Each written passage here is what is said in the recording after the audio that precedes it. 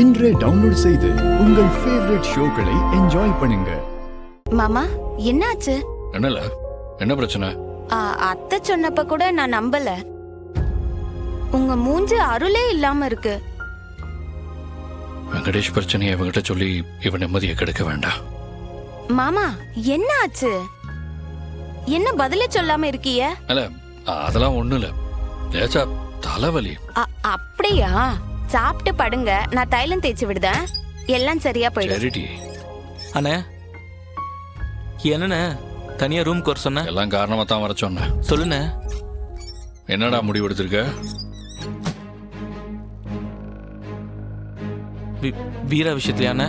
உங்ககிட்ட வேற என்ன கேட்க போறேன், அதுதான் சொல்லு. எனக்காக இல்லைனாலும் அம்மாவுக்காக வீராவோட சேர்ந்து வாழ்ந்துதானே ஆகணும். சரி, அதுக்கு நீ என்ன செய்யறதா இருக்க? அதானே எனக்கு என்ன பண்றதுன்னே தெரியலண்ணே. நேரடியா போய் வீட்லயும் கேட்டேன், கெஞ்சும் பார்த்துட்டேன். வீரா அத்தா 2 பேர் கையிலயும் அடியும் வாங்கியாச்சு. நான் என்ன செஞ்சாலும் வீரா மனசு மாற மாட்டா. இதுக்கு மேல நான் என்னண்ணா செய்யறது? இல்ல சிவபாலா, அதனால என்னல சமு அடிச்சா நீ என்ன குறைஞ்சா போயிடுவ? இந்த ஆறுல சம்மு ஒன்னும் கெட்டவன்ல, உன் மேல அவனுக்கு கோவம் இருக்கு. ஆனா அதை விட உன் மேல அதிகமா அவனுக்கு பாசம் இருக்குல்ல, அது உனக்கு தெரியாதா? ஆனாலும் இந்த நிமிஷம் அத்தானுக்கு என் மேல கோவம் அதிகமா தான் இருக்கு. அவன் என்னத்தை வேணா செஞ்சுட்டு போகட்டும், வீரா கிட்ட பேசல, அவ உன்னை புரிஞ்சுக்குவா.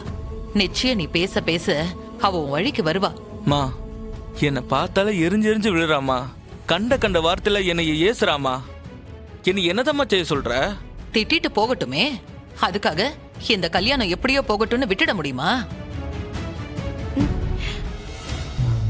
ஏலே பாண்டி, நீயே சொல்லுல. இல்ல சிவபாலா, அண்ணன் ஒண்ணு சொல்லட்டுமா? சொல்லுங்கண்ணே. இந்தாருல, வீரா கழுத்துல நீ தாலியே கட்டலன்னு வச்சுக்க. அதுதான் தாலிய கட்டியாச்சே மாமா.